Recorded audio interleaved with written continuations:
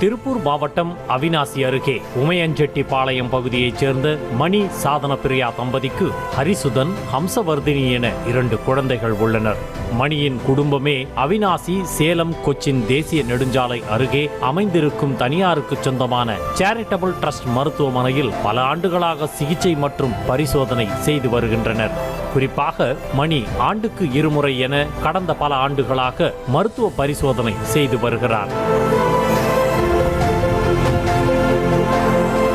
காரணம், இது சேவை அடிப்படையில் நடைபெறும் மருத்துவமனை என்பதால் கட்டணங்கள் மிகவும் குறைவு. ஆனால் இதுதான் மணியின் குடும்பத்திற்கே பேரிடியாக அமைந்துள்ளது. ஆம், கடந்த 2 வருடங்களாகவே மணிக்கு சுவாச கோளாறு இருந்து வந்ததால் மருத்துவமனையில் பரிசோதனை செய்துள்ளார். அப்போது தொண்டையில் தொற்று இருப்பதாக கூறிய மருத்துவர்கள் சில மாத்திரைகள் மற்றும் மருந்துகளை கொடுத்துள்ளனர். மணியும் டாக்டர்கள் கொடுத்த மருந்து மாத்திரைகளை தவறாமல் சாப்பிட்டு வந்த போதிலும் சுவாச கோளாறுக்கு மட்டும் தீர்வு கிடைக்கவே இல்லை. இந்த சூழலில்தான் கடந்த ஆண்டு சாலை விபத்தில் சிக்கிய மணி திருப்பூரில் உள்ள ரேவதி மருத்துவமனையில் சிகிச்சைக்காக அனுமதிக்கப்பட்டார். அப்போது அவரது மார்பு மற்றும் கழுத்து பகுதியில் அதிக வலி இருப்பதாக கூறவே மருத்துவமனையில் ஸ்கேன் செய்து பார்த்தபோது நுரையீரலின் இடது பக்கத்தில் தண்ணீர் கோர்த்திருப்பது தெரிய வந்தது. இதனால் அதிர்ச்சியடைந்த மருத்துவர்கள் இது கேன்சரின் அறிகுறியாக இருக்கலாம் என கருதி கோவை PSG மருத்துவமனைக்கு அனுப்பி வைத்தனர்.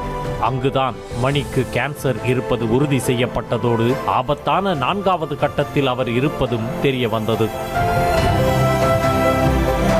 எனவே மணியின் ஆயுள் இன்னும் கொஞ்ச நாள்தான் என பயமுறுத்திய மருத்துவர்கள் கீமோதெரபி சிகிச்சை மூலம் காப்பாற்ற சிறிது வாய்ப்பு இருப்பதாக கூறியுள்ளனர். இதை கேட்டு மணியும் சாதன பிரியாவும் இடிந்து போன நிலையில் உறவினர்களை அழைத்து கொண்டு அவிநாசியில் தாங்கள் ரெகுலராக பரிசோதனை மேற்கொண்டு வரும் சேரிட்டபிள் ட்ரஸ்ட் மருத்துவமனைக்கு சென்று நடந்த விவரங்களை கூறி நியாயம் கேட்டிருக்கிறார் சாதன பிரியா. அப்போது இந்த விஷயத்தை வெளியே சொல்ல வேண்டாம் என கேட்டுக்கொண்ட மருத்துவமனை நிர்வாகம் மணியின் மருத்துவ செலவுக்கும் குழந்தைகளின் படிப்பு செலவுக்கும் பணம் தருவதாக பேரம் பேசியுள்ளது.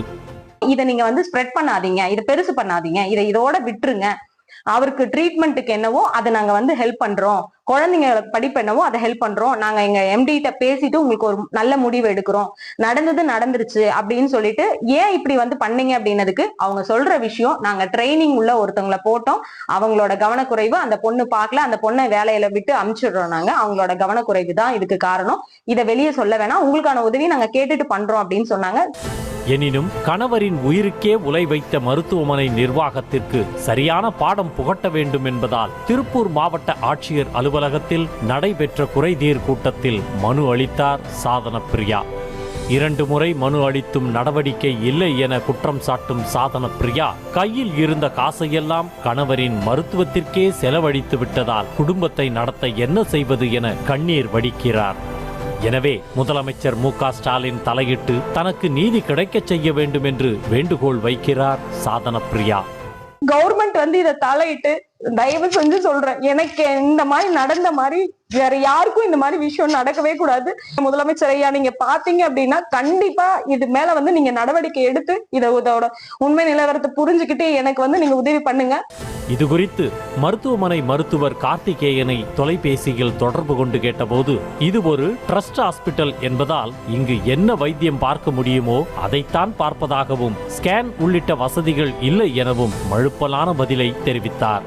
முழு உடல் பரிசோதனை இந்த மாஸ்டர் செக்அப் பண்ணும்போது இது எல்லா தகவலும் அதுல வந்துரும், அவங்க ஏன் அதை பார்க்காம விட்டாங்கங்கிற ஒரு கேள்வி இருக்குங்க. நம்மளது மாஸ்டர் செக்அப்லயே நிறைய இது வச்சிருக்கிறோம். நம்ம கிட்ட ஸ்கேன் கிடையாது. சரிங்க. நம்ம கிட்ட எக்ஸ்ரே மட்டும்தான் இருக்குதுங்க. அல்ட்ராசவுண்ட் கிடையாது. பேசிக் பிளட் டெஸ்ட் நம்ம கிட்ட என்ன இருக்குதோ அதை வச்சுதான் நம்ம பண்ண முடியுமே தவிர நம்ம கிட்ட இல்லாத ஃபெசிலிட்டி வச்சு நம்ம சொல்லுன்னு சொல்ல முடியாது இல்லைங்க.